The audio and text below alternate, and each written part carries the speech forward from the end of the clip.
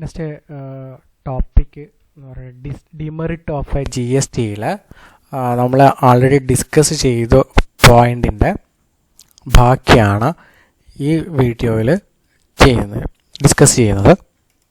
The disadvantages of G S ടിയിൽ six demerit ഉണ്ട്. അതിൽ we already covered the 3 demerit of a GST.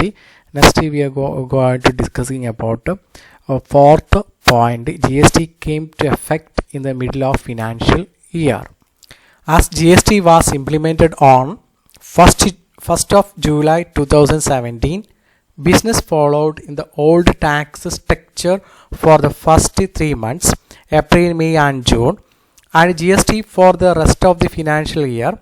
The business may find it hard to get adjusted to the new tax regime, and some of them are running this tax system parallelly, resulting in a confusion and complaints issues.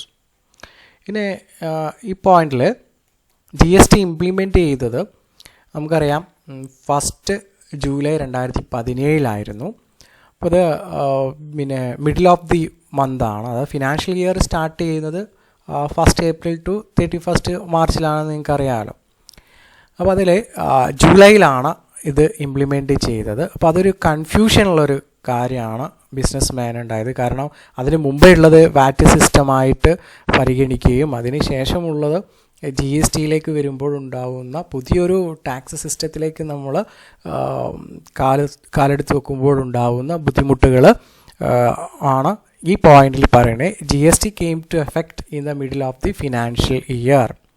അപ്പോൾ it had to adjust to new tax system, and some of them are running this tax system parallelly, resulting in confusion and complaints issues എന്നുള്ളതാണ് ഈ പോയിന്റിൽ പറയാനുള്ളത്. Next point, G S T is an online taxation system. Unlike earlier, business are now switching from pen and paper invoice and filling into online return filling and making payment. This might be tough for some smaller business to adopt it. അപ്പോൾ ഇതിന് മുന്നേയുള്ള വാറ്റ് system, indirect tax സിസ്റ്റത്തിൽ അവിടെ invoice prepare ചെയ്യുക പെന്നും പിന്നെ വെച്ചിട്ടായിരുന്നു. ഈ system എന്ന് പറയുന്നത് ജി എസ് ടി എന്ന് പറഞ്ഞാൽ ഓൺലൈൻ സിസ്റ്റമാണ്. അപ്പോൾ ഓൺലൈൻ സിസ്റ്റത്തിലാവുമ്പോൾ ഉണ്ടാവുന്ന ബുദ്ധിമുട്ട്, ഓൺലൈൻ റിട്ടേൺ ഫയൽ ചെയ്യുക, making payment.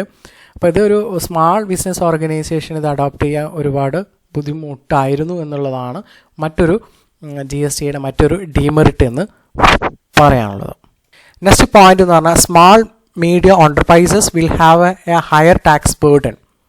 Higher tax burden ആണ് വേറൊരു ഇതുള്ള. In yearly only business whose turnover exceed 1.5 crore had to pay excess duty, but now any business whose turnover exceed 20 lakh will have to pay GST. ഇതിന് മുന്നേ ആയിട്ട് excise duty എന്ന് പറയുന്നത് ബിസിനസ്സിലെ turn over yearly എന്ന് പറയുന്നത് 1.5 കോടി രൂപയായിരുന്നു. Turn over ഉണ്ടെങ്കിൽ മാത്രമാണ് എക്സൈസ് ഡ്യൂട്ടി കൊടുക്കേണ്ടതുള്ളൂ.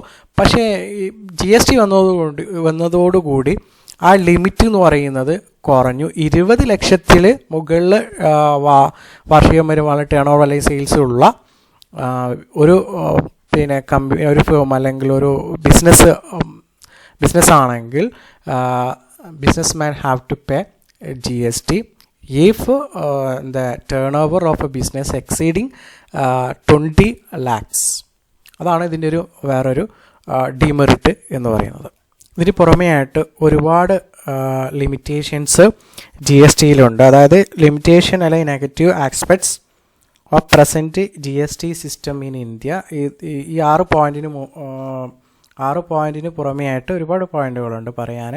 അതിൽ വേറൊരു പോയിൻ്റാണ് ഡ്യുവൽ ടാക്സ് സിസ്റ്റം എന്ന് പറയുന്നത്. അപ്പോൾ G S T being referred to as a single tax system, but ഈ റിയാലിറ്റിയിൽ ജി എസ് ടി ഇംപ്ലിമെൻറ്റ് ചെയ്യുമ്പോൾ പറഞ്ഞിരുന്നു under one action under one tax for one country എന്നുള്ളതാണ്. പക്ഷേ ഇവിടെ ഡ്യുവൽ ടാക്സ് സിസ്റ്റമാണ്. അതായത് സെൻട്രൽ ജി എസ് ടി ഉണ്ട്, സ്റ്റേറ്റ് ജി എസ് ടി ഉണ്ട്. അപ്പോൾ G S T involve central G S T state ഉണ്ട്, G S T and integrated G S T ഉണ്ട്. അപ്പോൾ അതൊരു ഡ്യുവൽ ടാക്സ് സിസ്റ്റം ആണെന്ന് പറയാം. അത് മറ്റൊരു ഡീമെറിറ്റാണ്. ഇനി വേറെ ഒരു പോയിന്റ് പറയാനുള്ളത് ഇത് റവന്യൂ ഡിസ്ട്രിബ്യൂഷനാണ്. റവന്യൂ ഡിസ്ട്രിബ്യൂഷൻ എന്ന് പറഞ്ഞാൽ സെൻട്രൽ ഇൻട്രാസ്റ്റേറ്റ് ആണെങ്കിൽ സെൻട്രലിന് ഇത്ര ശതമാനം, അതേ ശതമാനം സ്റ്റേറ്റ് ഗവൺമെൻറ്റിനും പോകും. അപ്പോൾ ഒരു റവന്യൂ ഡിസ്ട്രിബ്യൂഷനാണ് മറ്റൊരു ഡീമെറിറ്റ് എന്ന് പറയുന്നത്. ഇത്രയാണ് ഇതിൻ്റെ ഡീമെറിറ്റിൽ പറയാനുള്ളത്, ഡിസ്കസ് ചെയ്യാനുള്ള പോയിന്റുകൾ. നെക്സ്റ്റ് നമുക്ക് അടുത്തൊരു ടോപ്പിക്കിലേക്ക് കിടക്കാം. അത് basic definition of G S T. G S ടിയിൽ സർട്ടൺ ഡെഫിനിഷൻസ് പറയുന്നുണ്ട്. എന്തൊക്കെയാണ് ആ ഡെഫിനിഷൻസ് എന്ന് നോക്കാം. ഡെഫിനിഷൻസ് ബേസിക് ഡെഫിനിഷനാണ്. അതിൽ ആദ്യത്തെയാണ് ഏജൻറ്റ് എന്ന് പറയുന്നത്.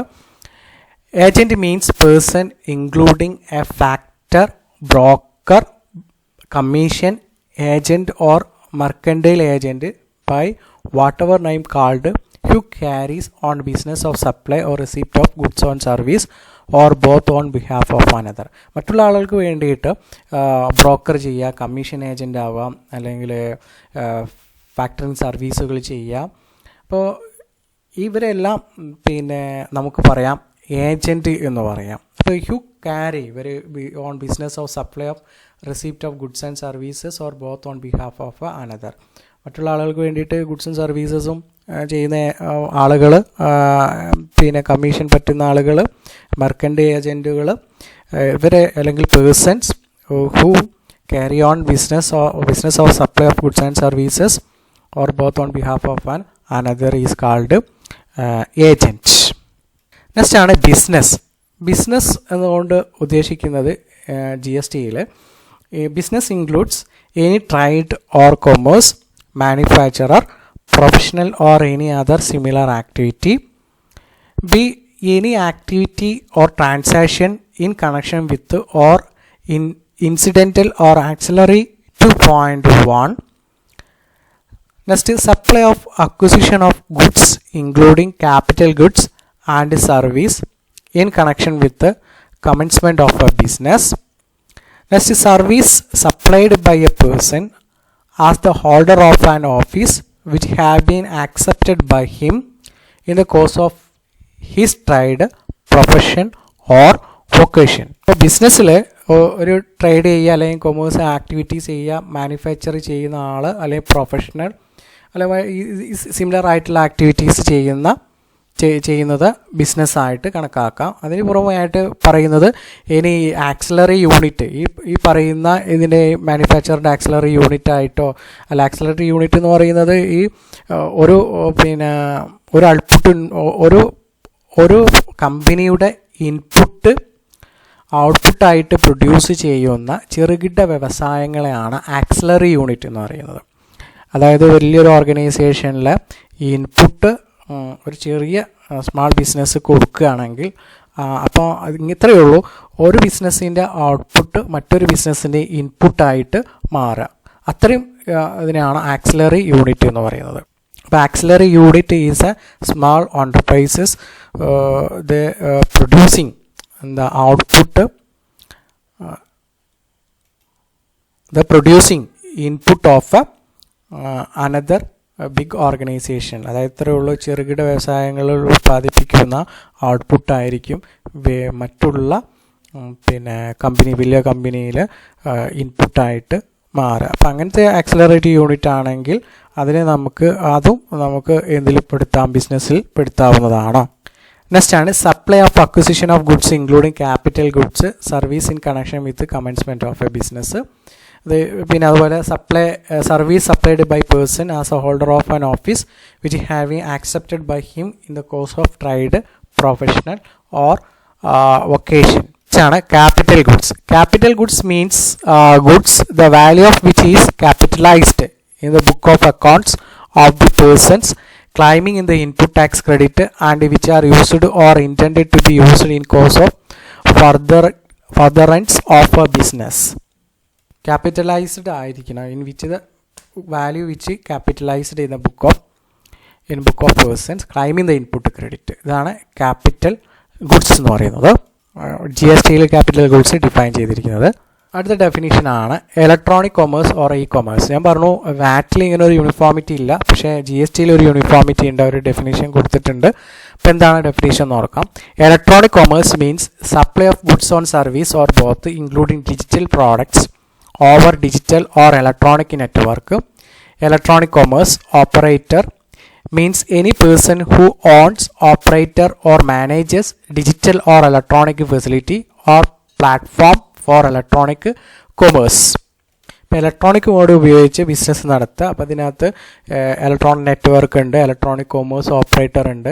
ഓപ്പറേറ്റർ എന്ന് പറയുന്ന ഒരു person who on, operate or manage digital or electronic facility or platform for electronic commerce. ഇപ്പോൾ ഇ കൊമേഴ്സ് എന്ന് പറയുന്നത് പോലെ തന്നെയാണ് ഇലക്ട്രോണിക് കൊമേഴ്സ്. ഇലക്ട്രോണിക് കൊമേഴ്സ് എന്ന് ജി എസ് ടിയിൽ പറയുന്നത്.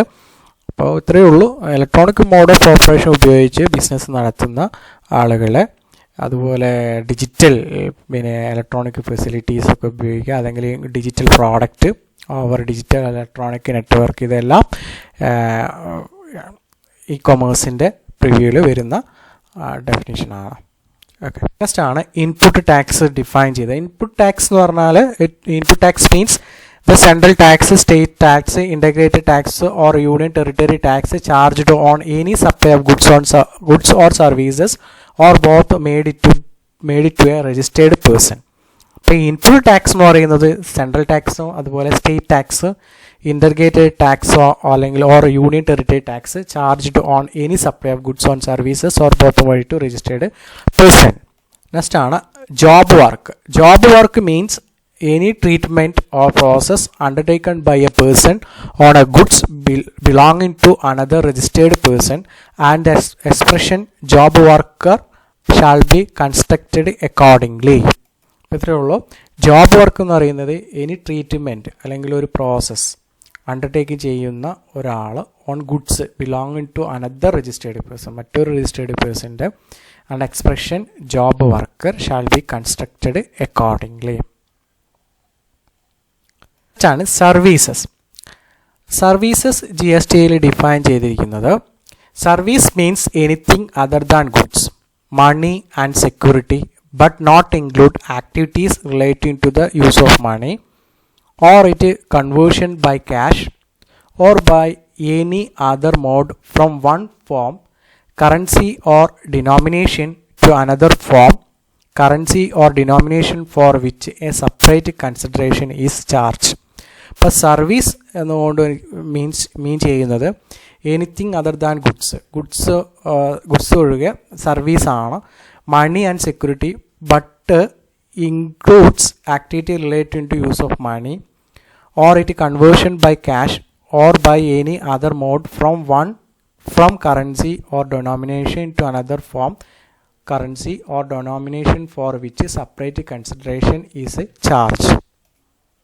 നെക്സ്റ്റ് ആണ് സപ്ലയർ എന്ന് പറയുന്നത്. സപ്ലയർ എന്ന് പറയുന്നത് in relation to any goods on service or both shall mean the person supplying the said goods or service or both and shall include an agent acting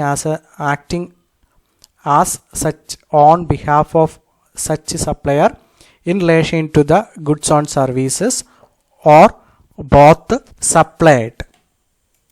ഇപ്പോൾ goods supply ചെയ്യുന്ന, അതായത് supply ചെയ്യുക ഒരാൾക്ക് സ്ഥലത്ത് നിന്ന് ഒരാൾക്ക് വേണ്ടി അല്ലെങ്കിൽ ഒരു കമ്പനിയിൽ നിന്ന് വേറെയുള്ള പിന്നെ ഡീലേഴ്സിന് ഗുഡ്സ് സപ്ലൈ ചെയ്യുന്നതൊക്കെ സപ്ലയർ എന്ന ലിസ്റ്റിൽ അല്ലെങ്കിൽ ഡെഫിനേഷനിൽ വരുന്നതാണ്. Agent acting as and such on behalf of such supplier in relation to the goods on services or both supplied. അപ്പോൾ സപ്ലയർ എന്ന് പറയുന്നത് സാധാ വലിയ വ്യത്യാസമൊന്നുമില്ല, സാധാ സപ്ലയർ പോലെയാണ്. ഒരു ഗുഡ്സ് സപ്ലൈ ചെയ്യുക അല്ലെങ്കിൽ ഒരു സപ്ലയറുടെ ബിഹാഫിൽ മറ്റൊരാൾ പ്രവർത്തിക്കുക, അതൊക്കെ സപ്ലയറിൽ വരുന്നതാണ്. നെക്സ്റ്റ് ഒരു ടോപ്പിക്കും കൂടിയുണ്ട്, അതായത് ഡെഫിനിഷൻ സീറോ റേറ്റഡ് സപ്ലൈ എന്ന് പറയുന്നത് ഒരു ഇമ്പോർട്ടൻ്റ് ആണ്. അത് സീറോ റേറ്റഡ് സപ്ലൈ എന്ന് പറയുന്നത് means supply of any goods and or services include export of goods on services or both or supply of goods or services or both to special economic zone developer or special economic zone unit. അതായത് zero rated supply, ഇതിനൊരു tax വേണ്ടെന്നാണ് പറയുന്നത്. കാരണം zero rated ആണ് supply, zero rated supply ആണ്. അതായത് നമ്മൾ export ചെയ്യുന്ന ഗുഡ്സ് സർവീസിന് എക്സ്പോർട്ട് ചെയ്യുകയാണെങ്കിൽ സീറോ റേറ്റഡ് ആണ്. അതുപോലെ supply of goods or services ഒരു സ്പെഷ്യൽ എക്കണോമിക് സോണിലേക്ക് ഗുഡ്സ് സർവീസ് ചെയ്യുന്നതൊന്നും പിന്നെ സീറോ റേറ്റഡ് സപ്ലൈ ആയിട്ട് പരിഗണിക്കാം. അതുപോലെ സ്പെഷ്യൽ എക്കണോമിക് സോണിൽ അല്ലെങ്കിൽ ഡെവലപ്പർ സ്പെഷ്യൽ എക്കണോമിക് സോണിൽ developer supply of goods and services or both to special economic zone developer or special economic zone unit. ഇതും ഡെഫിനീഷനിൽ വെരി ഇമ്പോർട്ടൻ്റ് ആയിട്ടുള്ളൊരു ഡെഫിനീഷനാണ് പറയുന്നത്. അത്രേ ഉള്ളൂ. Zero rated supply as per the section 16 of IGST act. അപ്പോൾ export ചെയ്യുക എന്ന് പറയുന്ന IGSTയിലാണ് വരുന്നത്, അതായത് ഇൻ്റഗ്രേറ്റഡ് ഗുഡ്സ് ആൻഡ് സർവീസ് ടാക്സിലാണ് വരുന്നത്. അത് ഇന്ത്യ ടു ഔട്ട്സൈഡ് ദ കൺട്രിയാണ് ഇപ്പോൾ എക്സ്പോർട്ട് ചെയ്യുന്നത്. അപ്പോൾ അതുകൊണ്ട് അത് IGST പ്രിവ്യൂവിലാണ് വരുന്നത്. മീൻസ് ഇത് പറയുന്നത് എന്ന് പറഞ്ഞാൽ supply of any goods and or services including export of goods and services or both or supply of goods or services or brought to special economic zone developer or special economic zone unit.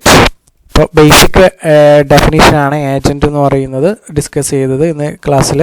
പിന്നെ business എന്താണെന്ന്, പിന്നെ അതുപോലെ goods എന്താണെന്ന്, അതുപോലെ capital goods, പിന്നെ electronic commerce എന്ന് പറയുന്നത്. വാറ്റ് സിസ്റ്റത്തിൽ ഇങ്ങനത്തെ ഒരു ഡെഫിനേഷൻ യൂണിഫോമിറ്റി ഇല്ല, പക്ഷേ GSTയിൽ ഒരു ഡെഫിനേഷൻ പ്രത്യേകമായിട്ട് തന്നെ ഡിഫൈൻ ചെയ്തിരിക്കുന്നുണ്ട് എന്താണ്. പിന്നെ input, tax, credit, job work എന്താണെന്നുള്ള ഡെഫിനിഷന്, പിന്നെ സർവീസ് എന്താണെന്നുള്ളത്, പിന്നെ സപ്ലയറിനകത്ത് വേറൊരു കാര്യം പറഞ്ഞാൽ സീറോ റേറ്റഡ് ആയിട്ടുള്ള സപ്ലയേഴ്സും ഉണ്ട്. അതപ്പം സ്പെഷ്യൽ എക്കണോമിക്സ് സോണിലും സ്പെഷ്യൽ എക്കണോമിക്സ് ഡെവലപ്പർക്കും ഗുഡ്സും സർവീസസും സപ്ലൈ ചെയ്യുന്നതൊക്കെ സീറോ റേറ്റഡ് സപ്ലൈ ആയിട്ട് പരിഗണിക്കുന്നുണ്ട് എന്നുള്ളതാണ് പറയത്തിനാണ് ഈ ഇന്നത്തെ ടോപ്പിക് എന്ന് പറയുന്നത്. നെക്സ്റ്റ് ടോപ്പിക്ക് ആയിട്ട് വീണ്ടും നമുക്ക് കാണാം.